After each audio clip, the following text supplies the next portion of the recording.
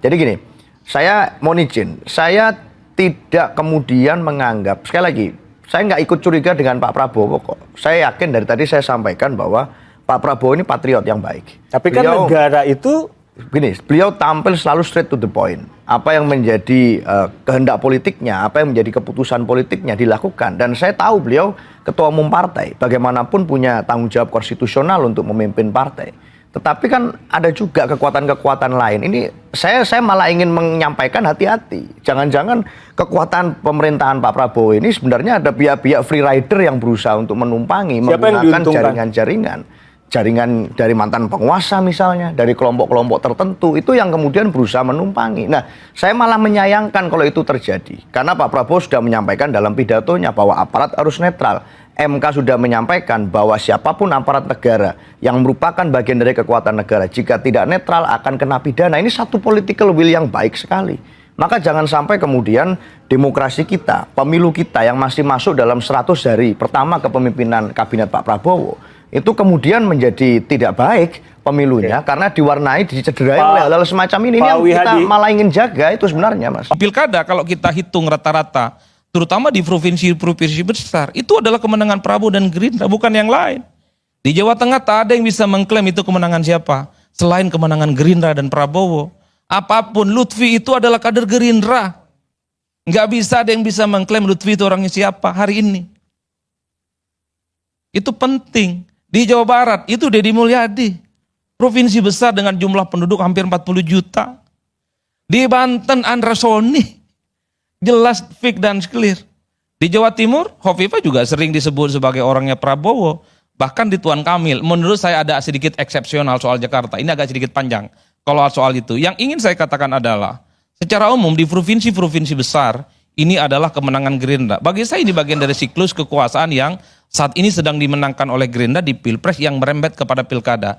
Ini mungkin adalah obat politik karena Pilkada saat ini Gerindra menang dan Pileg kebetulan Gerindra itu kan dia nomor 3. Kalah dari Golkar yang saat itu secara Pileg dia tipis banget perolehan suaranya dengan PDIP. Oleh karena itu kalau kita hitung rata-rata secara umum, wajar kalau kemudian yang layak berbangga per hari ini adalah Gerindra dan Prabowo Subianto. Dan itu sangat terlihat dari endorsement secara terbuka bisa dilakukan.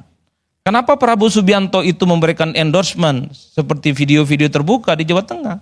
Saya menduga ini karena Lutfi adalah kader Gerindra. Dan kompetisinya di kandang banteng yang tidak mudah. Kenapa misalnya Prabowo Subianto memberikan endorsement politik di Banten? Andra Soni yang dalam survei-survei, dalam kalkulasi politik apapun, rasa-rasanya sulit mengalahkan Airin. Karena Andra Soni adalah kader terbaik Gerindra di Banten, melawan terah politik dinastinya Atut, mengusung Airin Rahmadiani. Kenapa misalnya Prabowo tidak terbuka mengendorse Ridwan Kamil di Jakarta? Saya menduga Ridwan Kamil bukan kader Gerindra. Tapi beda ceritanya. Kalau Ridwan Kamil itu, misalnya besok Ridwan Kamil Gerindra, saya hakul yakin kalau Pilkada Jakarta berlangsung 2 putaran, Prabowo juga akan memberikan dukungan secara terbuka. Seperti yang di Jawa Tengah ataupun seperti di Banten. Itu yang saya kira memang harus dikalkulasi secara utuh. Saya membaca dukungan politik Prabowo di begitu banyak tempat, yang paling samar hanya di Jakarta. Enggak terlampau kelihatan bahwa ada makan malam, ya itu tidak bisa dibantah. Bahwa ada surat edaran yang diupload oleh salah satu artis kawakan misalnya. Iya, tapi kan sehari 2 hari itu di take down. Seakan-akan surat edaran yang enggak terlampau serius. Beda ceritanya ketika Prabowo itu memberikan dukungan politiknya kepada Andra Soni ataupun kepada Lutfi, terbuka, dan itu ajakan untuk memilih. Ini yang saya kira memang kenapa daya hentak endorsement Prabowo di Jakarta itu tidak terlampau kelihatan. Yang justru kelihatan adalah bagaimana dukungan politik Jokowi yang secara terbuka. Oleh karena itu tinggal kita cek nanti ini apakah pilkada serentak itu, maksud saya pilkada Jakarta berlangsung 1 ataupun 2 putaran. Per hari ini kalau kita membaca quick count, satu-satunya kesimpulan yang bisa disampaikan adalah kubu nomor 3, Pramono dan Sidul itu mengungguli 2 paslon yang lain dengan angka kisiran 50 sekian. Tapi semuanya ini kan dalam rentan margin of error. Quick count itu kan ada margin of error yang 1%, ada yang 1,5%, ada yang 2%. Tentu bagi kubu Pram dan Sidul dibaca optimis bahwa pilkada berlangsung 1 putaran di Jakarta. Tapi bagi kubunya Bang Silvester, bagi kubunya Kimplas, Kak Irma, dibaca negatif, itu tidak satu putaran, tapi berlangsung 2 putaran. Tapi ingat, dalam undang-undang pilkada disebutkan bahwa quick count dan survei ini adalah partisipasi politik dari masyarakat dan bukan hasil resmi dari KPU. Jadi tunggu hasil resminya soal apakah Jakarta itu 1 ataupun 2 putaran. Kira-kira begitu Bang Karni yang bisa kita sampaikan. Kurang lebihnya mohon maaf. Satu lagi. Untuk kasus Pilkada Jakarta, terus terang saya harus berterima kasih kepada RK dan Pak Suswono karena bisa menyatukan FPI dengan Pak Jokowi. Ini langkah betul Pak. Apapun judulnya, FPI itu adalah organisasi yang dianggap terlarang, dibubarkan oleh Pak Jokowi. Tapi dalam Pilkada kali ini, dua belah pihak ini bisa berenang dalam satu kolam bersama. Begitupun sebaliknya Bang, kita harus berterima kasih kepada Pak Pramono dan Sidul bisa menyatukan Ahokar dan anak Abah. Bang Ges, saya membayangkan cukup akrab dengan kawan-kawan dan elit-elit PDIP yang sepanjang 5 tahun lamanya saling kelahi, saling ribut, saling menegasi. Tapi inilah politik kita. Satu sisi memang buat ribut, tapi politik jugalah yang kemudian membuat kita saling berangkulan satu sama yang lainnya. Terima kasih. Billahi taufik wal hidayah. Wassalamualaikum warahmatullahi wabarakatuh. Bang Karni, saya 1 menit aja menanggapi Bang Ges ya. Klaim Bang Ges bahwa sudah ada kemenangan untuk Pram Rano itu sangat dini. Karena Bung Ges ini bukan KPUD yang bisa mengumumkan kemenangan. Jadi saya kasih pemahaman sedikit, Bung Ges dan kita semua. Quick count pertama itu di Indonesia itu tahun 2004.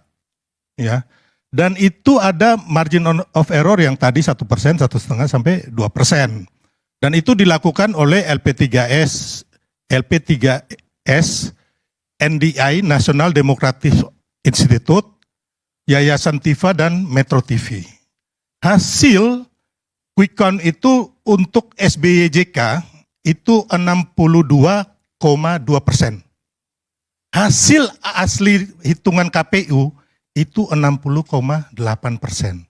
Jadi saya tadi bersama tim Rido di habis quick count di hotel Sultan, kami itu langsung rapat dan siap untuk putaran kedua.